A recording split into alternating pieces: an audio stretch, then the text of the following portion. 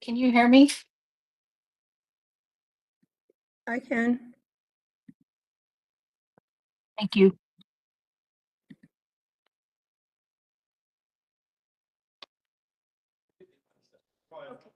Can you hold on one second? 1 second.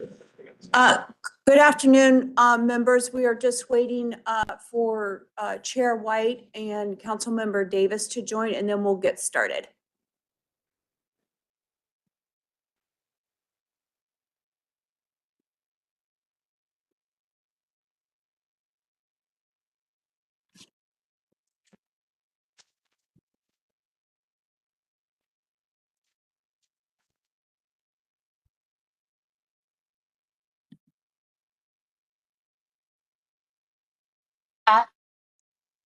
This is Councilwoman Pastor. Yes, ma'am. Do I need another link? Yep, I'll Can you send it text directly that to me? Yeah. Yes, I will. Okay, thank you. Uh-huh.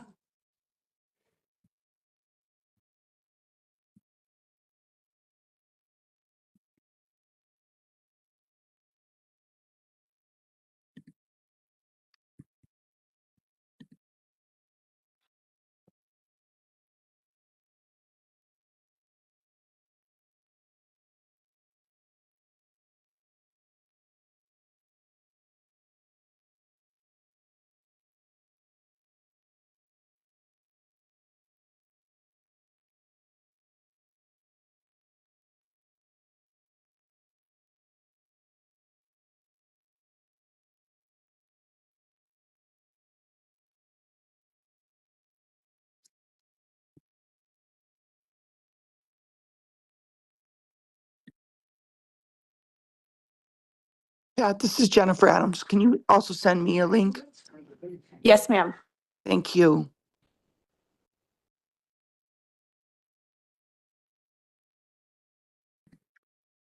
Pat, do I need another link? I will send the confidential link to each of you via text. Well, there's a confidential link on the calendar, but I thought that was for e-session. That is for e-session. Yes, ma'am. Okay, So we'll use that in just a few minutes. okay, thanks so much. Is this one? Stay is on this one for right now. Okay, thanks so much. Mhm.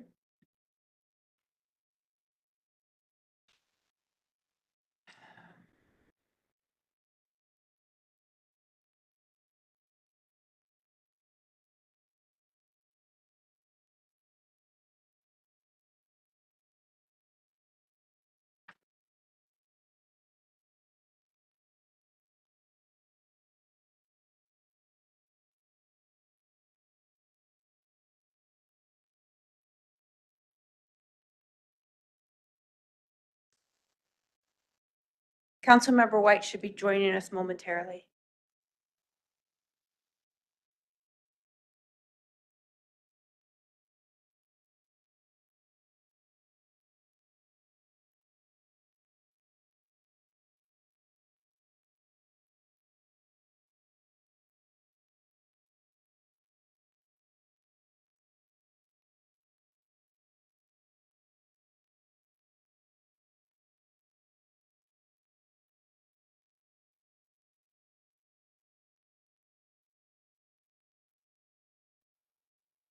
Good afternoon. Good afternoon, Chair White. We can proceed when you're ready.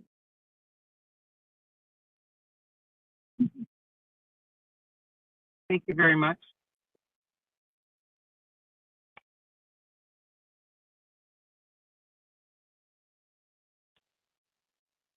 We can convene the meeting of our Audit and Finance Subcommittee June 5th at 12:04 p.m. Thank you all for joining. Pat, will you call the roll, please? Yes. Good afternoon, everyone. City of Avondale, Councilmember Max White. She is present. Present. Yep. Town of Fountain Hills, Councilmember Peggy McMahon. Here, City of Phoenix, Councilmember Laura Pastor. Sorry. City of Tempe, Councilmember Jennifer Adams. Yes. And City of Tolleson Vice Mayor Jimmy Davis. Chair, we are ready to proceed.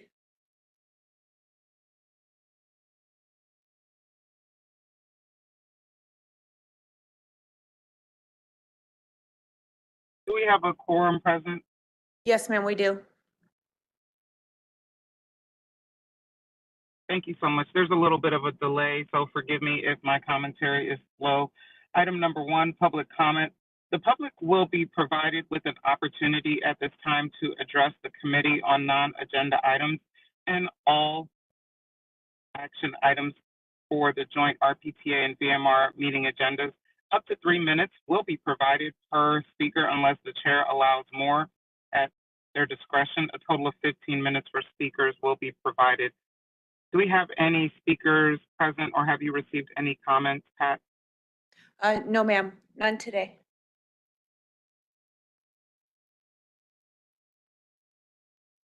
Thank you so much.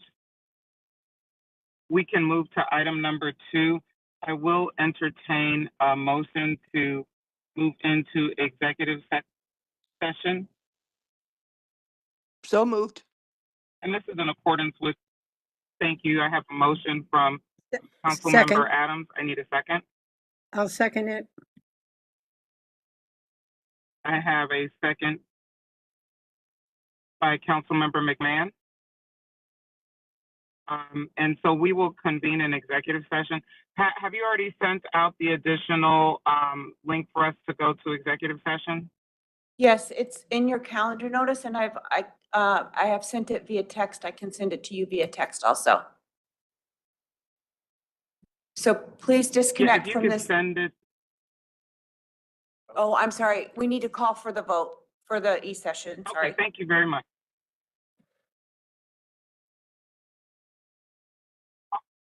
Sorry, all in favor, aye? Aye. Aye.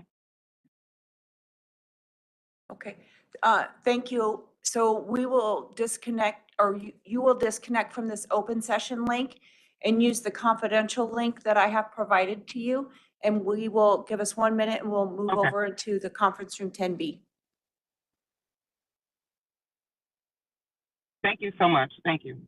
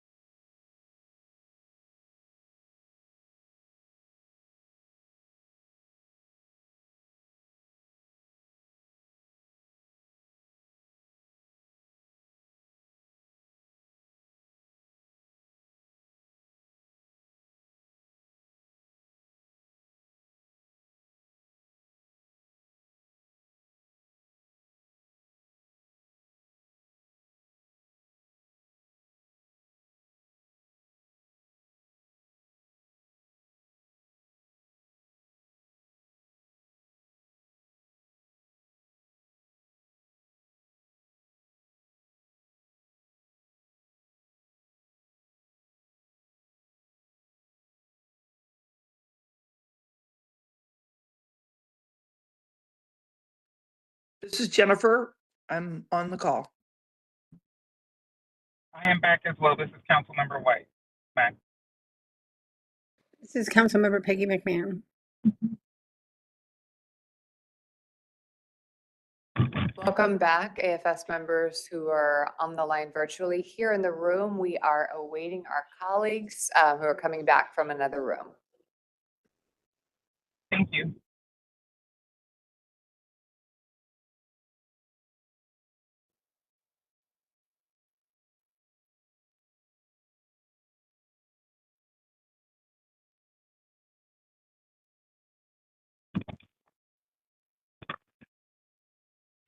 The picture on the screen says executive session, so I think we need to move to number 3.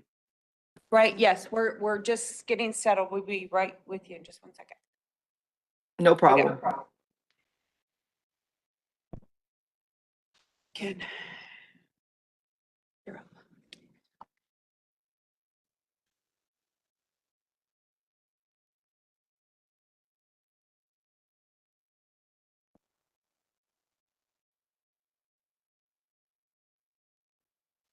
Okay, Chair White, you ready for me to proceed with my update?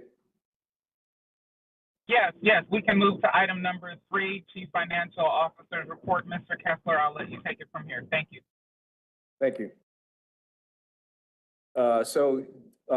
Here's the PTF sales tax revenues through April. We have not yet received May, so this is just a repeat of last month and a reminder of where we're at. We're about 2% over prior year revenues and about 2% under the budget.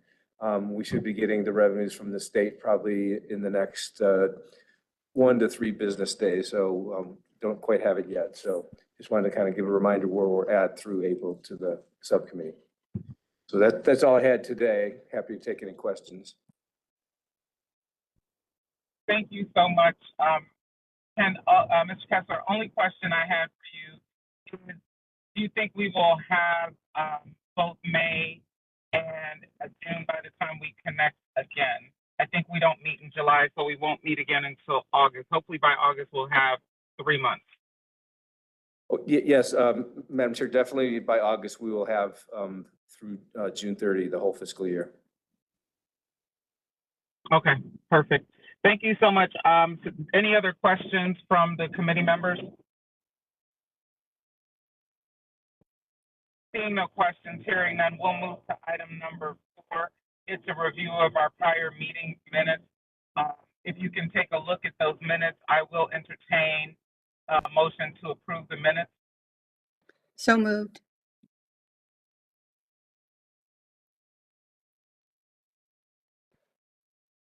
Did you hear me? I'll second. And I'll need a I'll second this, thank Jennifer. you so much. We have a motion by Councilmember McMahon, a second by Councilmember Adams. All those in favor, aye. Aye. Aye. Aye. The motion carries. All righty, we can move on to item number 5. This is going to be turning it back over to Ms. Beckstrom for our fitness for duty audit to introduce this item. Thank you, Chair White. I'd like to ask Larry Condrat to come up, our audit manager, to provide the results of this audit.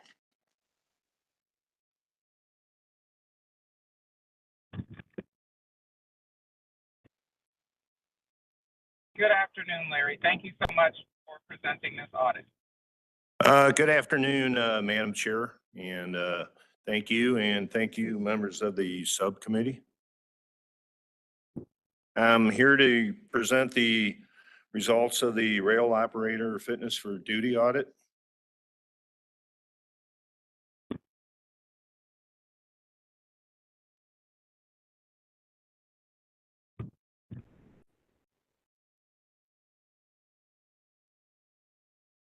I apologize. I had some troubles with my clicker.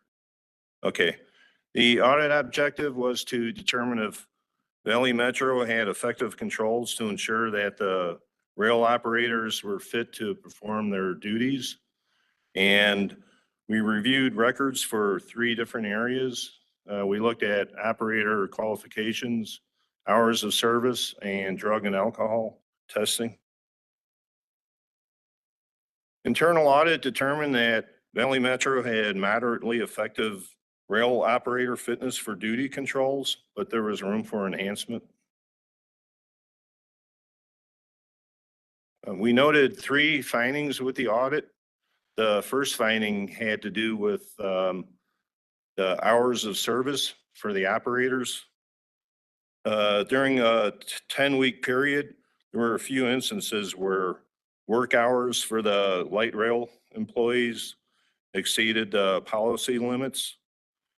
And both Valley Metro and the contractor have already begun to address the recommendation. Right, the second finding had to do with fitness for duty oversight. The contractor wasn't consistently completing annual background checks on its employees. And again, the recommendation is already being addressed. And then third and last finding had to do with drug and alcohol program, the monitoring and oversight of it. And that resulted in 2 recommendations. So that concludes my presentation. I'd be happy to take any questions. Max, I have a couple questions. Yeah, I'll open it up the floor for the council members on the line to ask questions. Thank you, Councilmember McMahon. You can go ahead. Thank you. When I read this, I was pretty concerned about it because these people are driving vehicles at high liability, and to not have the right records and or the background checks, I think that's really concerned me to see that. And I'd like to know a little bit more about how that is going to change with the contractor and how fast do you think that's going to change? And in addition, the random drug testing, that's also another concern for people, fitness for driving, etc. And I think page 38 or waiting for 9/30/25 for drug testing compliance. I'd like that explained why it's not sooner, because I think that, of course, drugs and alcohol is imperative that not occur when they're driving and expose Valley Metro to higher liability. So I'd appreciate an explanation. Thank you. All right, thank you, Council Member. Regarding the second finding with the fitness for duty oversight, the contractor has already purchased a program that conducts ongoing background checks, and it provides alerts to the management staff. And so there'll be not everybody didn't have background checks, but this will alert them to when they're needed for employees. So hopefully we can get to 100% on that. And then Well, also, go ahead, I'm sorry. How come not everybody who is required to have a background check? Pardon? I said, how come everybody is not required to have a background check? Oh, I'm Because- sorry. They are required according to Okay, federal requirements and also according to our contract with the contractor, and that's going to be enforced. We're going to monitor that, and we're going to go back and do another review and ensure that their compliance rate has come up to 100%. okay, thank you. You're welcome. And as for the third recommendation, it has to do with the drug and alcohol program. Valley Metro has already allocated safety, quality assurance, safety administrator. It's going to oversee the requirements. And we're working with the QA coordinator to oversee the program, and that's going to include quarterly checks. And so that's why the implementation date is a little further out, because we're going to do that on a quarterly basis. Okay, thank you. You're welcome. Do we have any other questions? Any additional questions? I didn't have any myself at this time. Actually, catch as the one I had. Thank you so much, Mr. Conrad. I don't see any other questions or see any other hands raised. So I think this is it for item number 5. Thank you, Madam Chair. And we have to accept the audit. So I would like to request a motion to accept the rail operator fitness for duty audit report. So moved. Second. I have a motion by Councilmember Pastor. A motion by Councilmember McMahon, a second by Councilmember Pastor. All those in favor, aye. Aye. Aye. The motion carries. Thank you so much, Mr. Conrad. We'll go ahead and move to item number 6. This is going to be our bus operator fitness for duty audit report. Ms. Beckstrom, I'll turn this one back over to you. Thank you, Madam Chair. I will again ask Mr. Conrad to provide the results of this report for your review and approval. Okay, thank you, Sabrina, and thank you, Madam Chair and members of the subcommittee. Okay, now on to the results of the bus operator fitness for duty audit. The objective of the audit was similar to the rail operator fitness for duty audit, except that it involved bus drivers. And as with the rail audit, we looked at records for 3 different areas: the driver qualifications, hours of service, and drug and alcohol testing. And like the previous audit, internal audit determined that Valley Metro had moderately effective controls regarding bus operator fitness for duty, but the controls can be enhanced as well.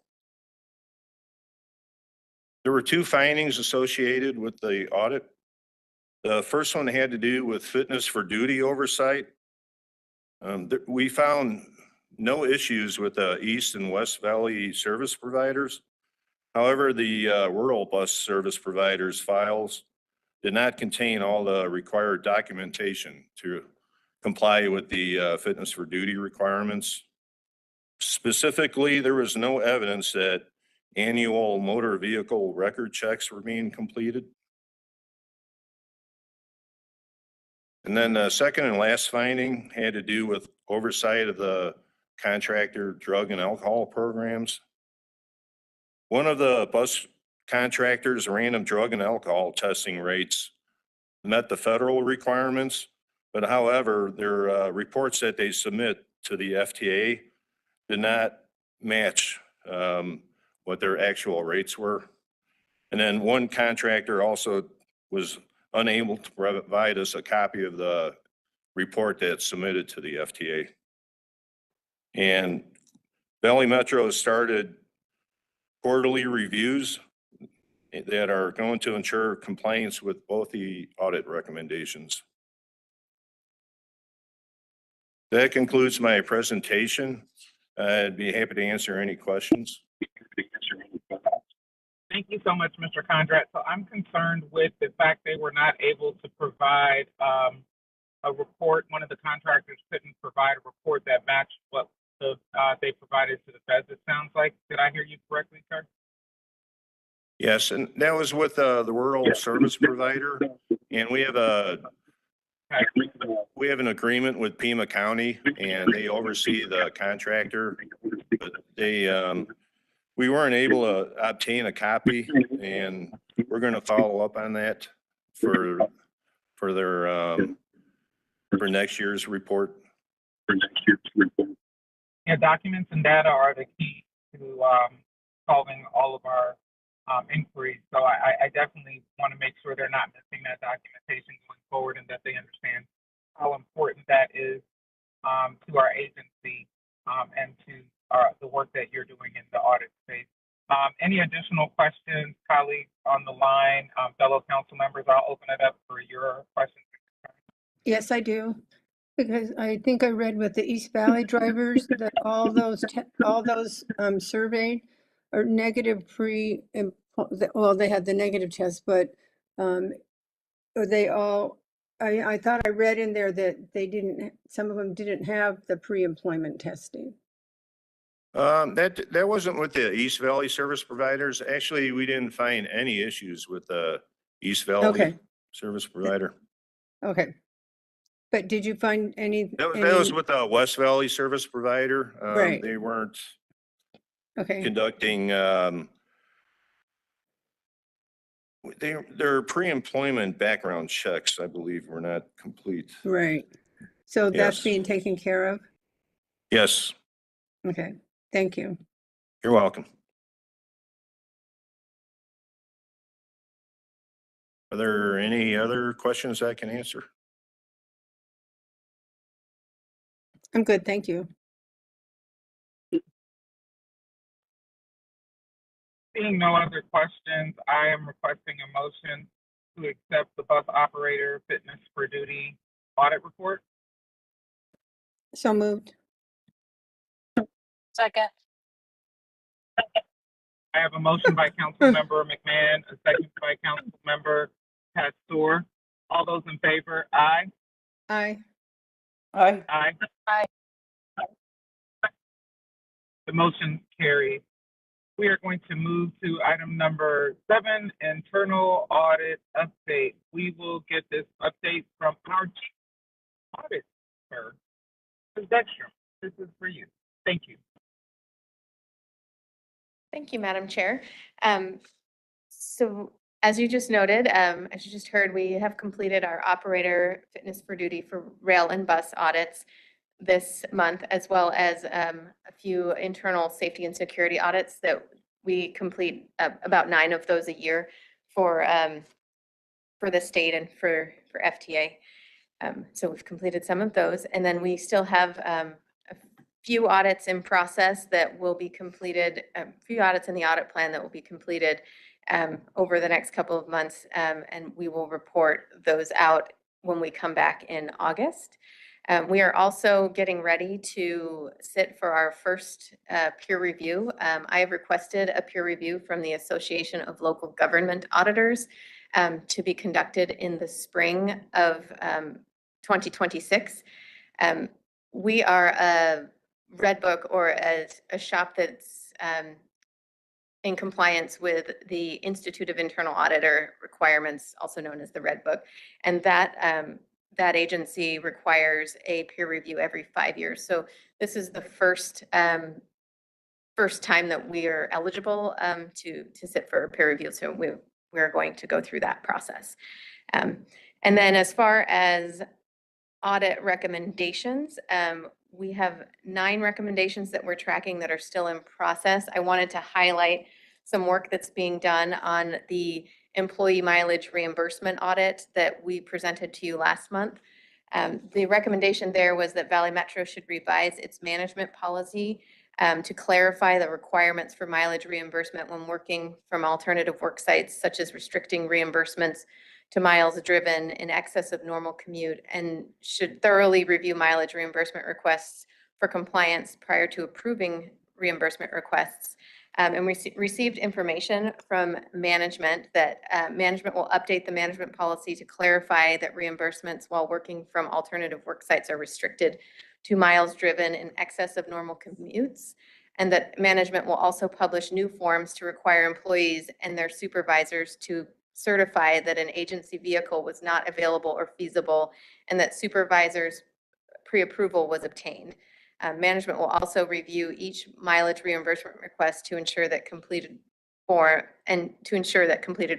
is included with that request.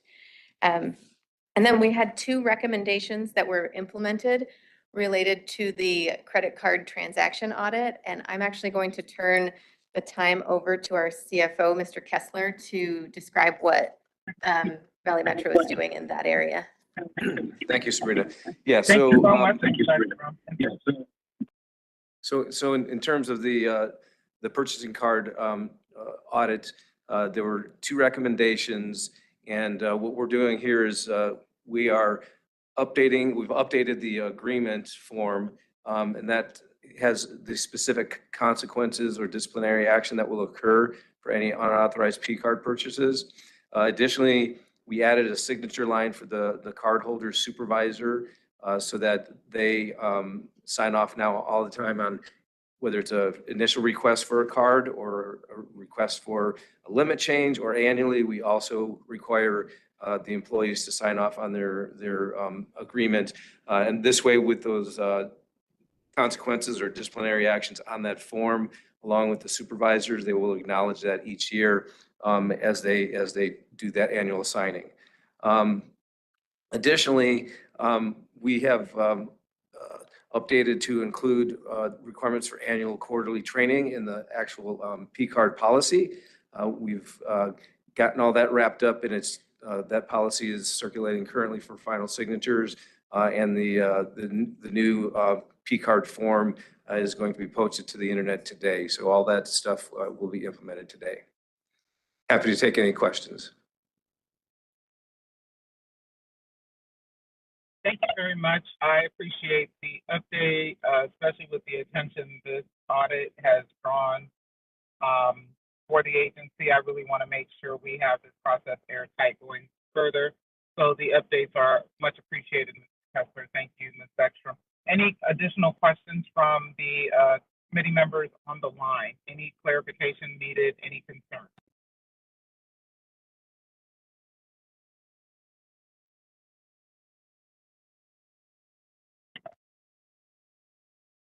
Without any additional questions or concerns, this item is presented for information only. Thank you so much for this internal audit update. We can move to item number 8. Item number 8, intergovernmental agreements, contract change orders, amendments, and awards. This information was included in all of your packets. If a member has any questions regarding this item, please contact Valley Metro staff so they can provide you any clarity or answer any questions that you may have. Item number 9, report on current events and suggested future agenda items. I believe CEO Medford Miller is in the audience with you all. If you could just give us a plug for what's happening on Saturday. Thank you, Madam Chair, members of the Audit Finance Subcommittee. We are delighted to be celebrating alongside our partners, City of Phoenix, the opening of the South Central Extension. We will be at Central and Baseline, which is going to be our new terminal alignment for the B line. We'll be there from 8 a.m. until 12 p.m.